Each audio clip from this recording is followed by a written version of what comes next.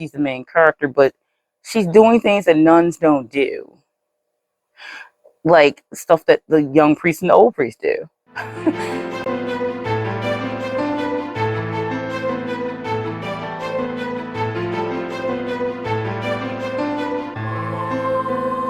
Hello everyone, author Tillery, and this is my end of the Halloween month video. I like to do wrap-ups, and I decided to actually make it this time. I tend to always watch lots of horror movies during the month of October, because duh, why wouldn't you? And I'm the Mistress of Horror, so I have to live up to the name now, don't I? I've watched a good amount of horror movies, a lot of owned DVDs, and a few just streamed type of situations. And also playing a creepy horror game, Alone in the Dark, which I'll talk a little bit about here as well. And what have I been reading this month of scariness?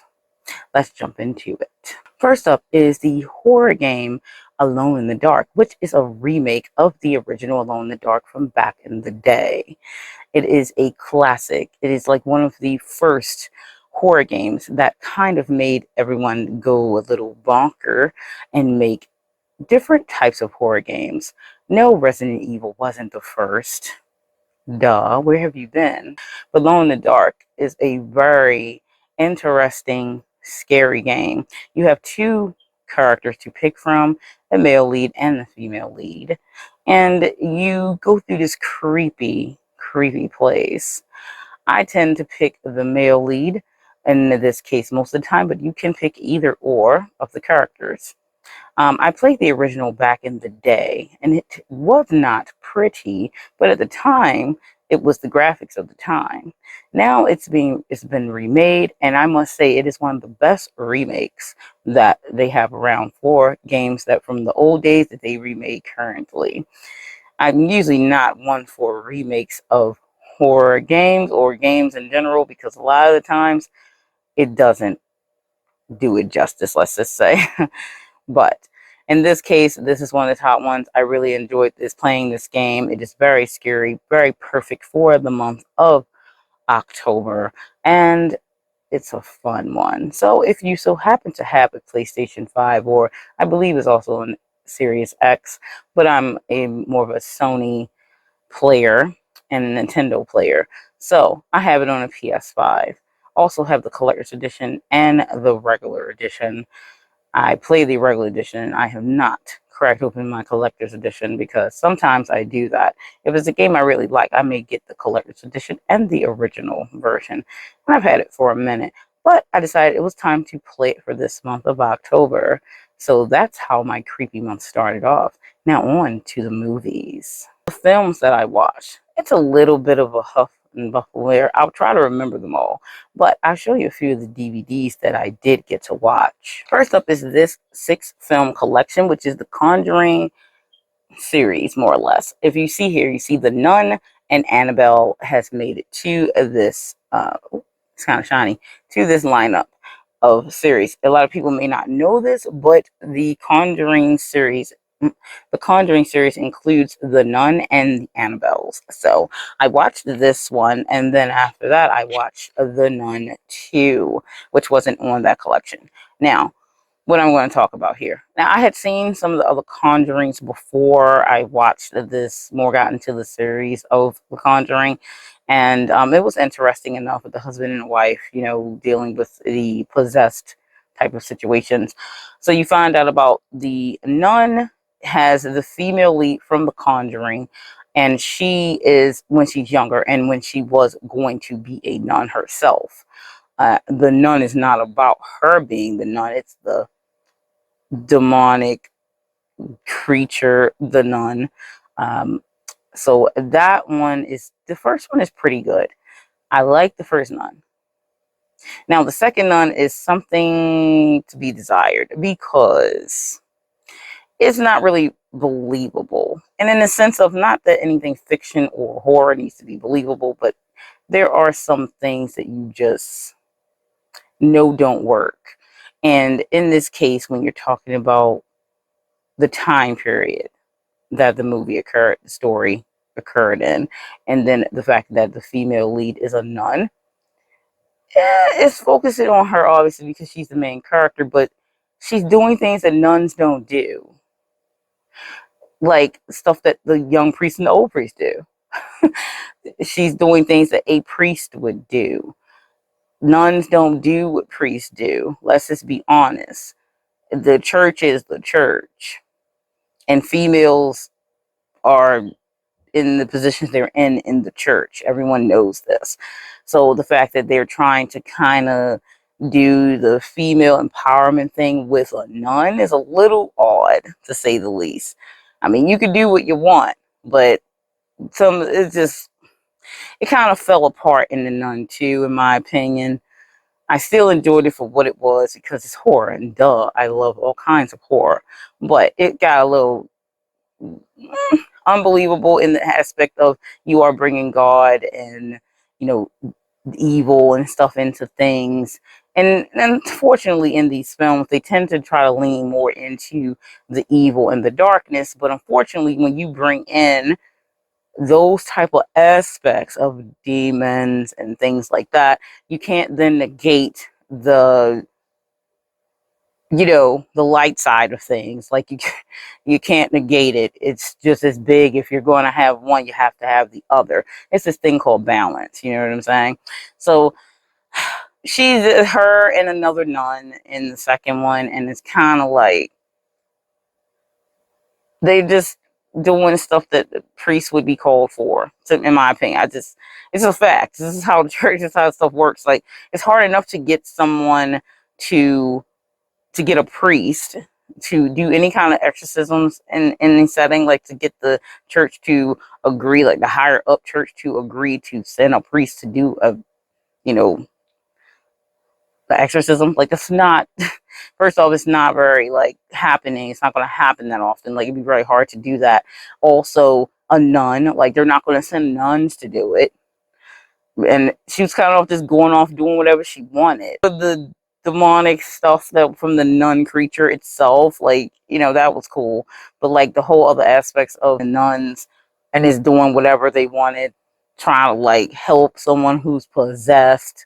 Like, how you going to do that? You're a nun. Like, it's not going to turn out well. I'm just saying, like, but it didn't turn out well. Big surprise, right? Big shock. Anyway, they were good, but that was really my big draw. Like, the nun series was kind of, it was all right, but it leaves something to be desired. I mean, I'm not really rating these, but I'm just giving my feelings on them.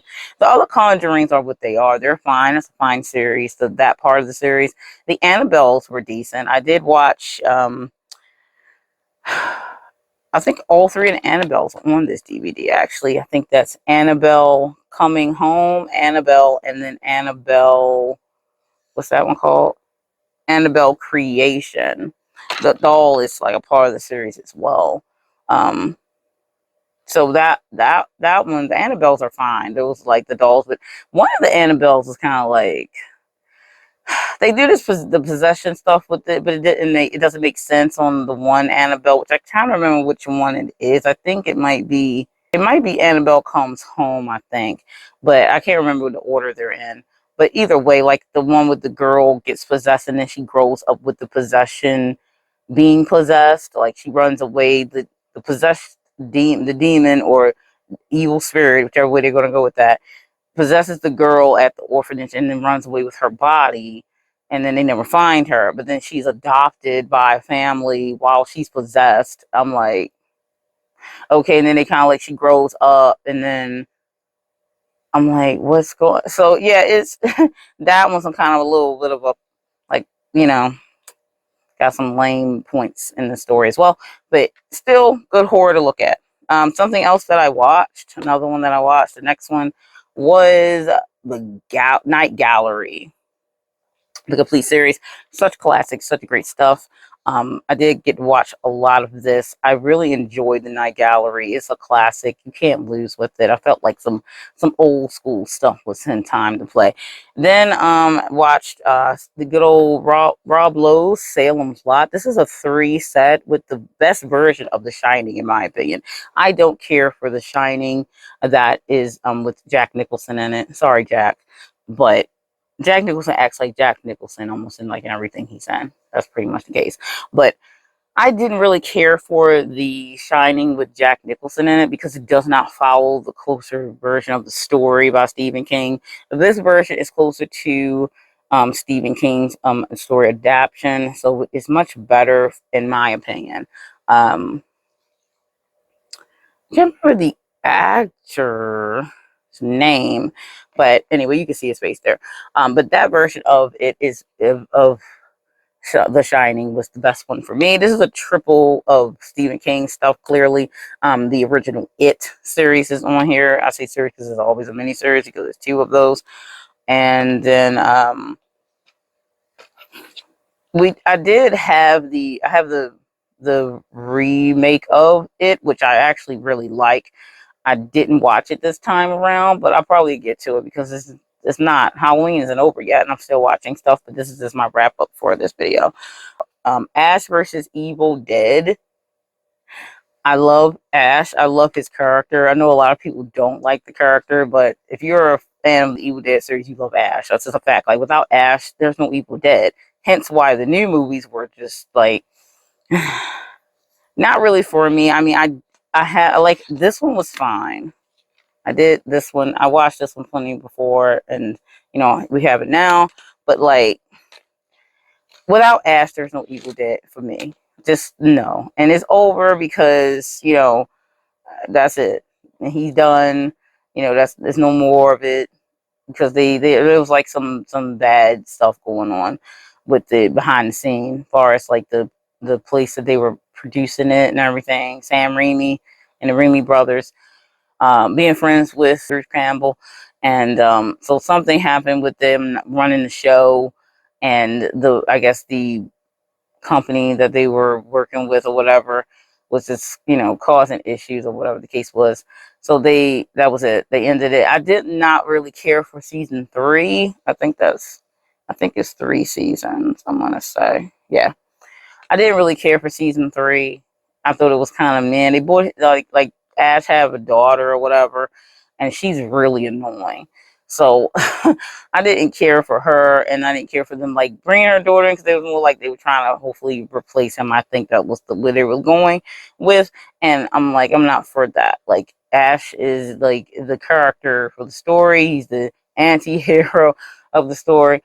So I really love the Evil Dead series. I'm a big fan of the Evil Dead series, and any adaptation of Evil Dead I will check out. But I didn't care for like the new versions being without Ash because for me, again, there is no Evil Dead without Ash. Though, like I said, this particular one, Evil Dead Rising, is decent for just a horror movie because it's pretty much Evil Dead without Ash, which means all hell's going to break loose and there's no one to stop or save anything. So I think the character in the female lead in Evil Dead Rising is supposed to be like another Ash type of character, I believe. So that's more or less what they're going with that.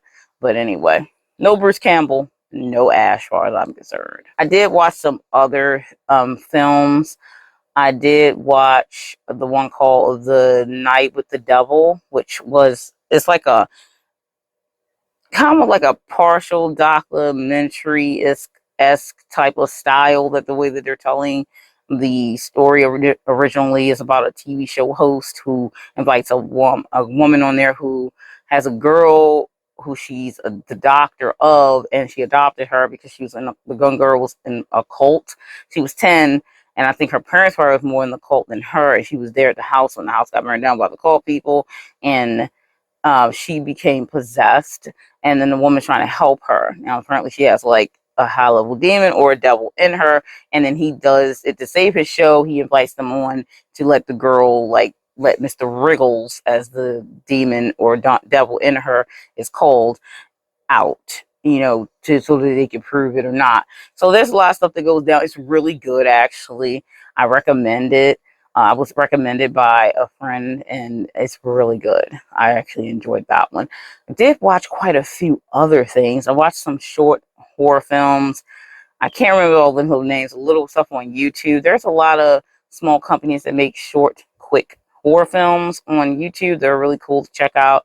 Actually, I am the social media manager for Charm City Filmmakers. It's in Maryland, and they do films, not just horror, but they do films. And I plan to actually try to get the room within my short horror story made into a short horror film. And that's with that company, because we kind of help each other make films and things like that. So I'm actually learning, and I'm going to learn to direct, and I learned to write scripts already. So that's really cool. I've watched a few other little things. I'm trying to remember the name all of them, but I probably won't. But I think that's probably a good enough array of that. What did I read? Let's talk about the books. I read, and I am reading Code Red by Regina St. Clair over at the Haunted Library. I'm at the end of it. It's just I've been reading so many things at the same time. It's really good. I really am enjoying it. I probably will do a video review of it once I'm done. So that probably won't be this month. I'm going to see if I can get it done in time, then I will. But it probably won't be until November that I will get that video up, because I have other videos I have to get up before that. I read Borderline, and I'm doing a book review, a double feature book review for that one. It should be coming out any day. I did a review for Borderline about a month ago. I think it's about a month ago now. I want to say a month ago.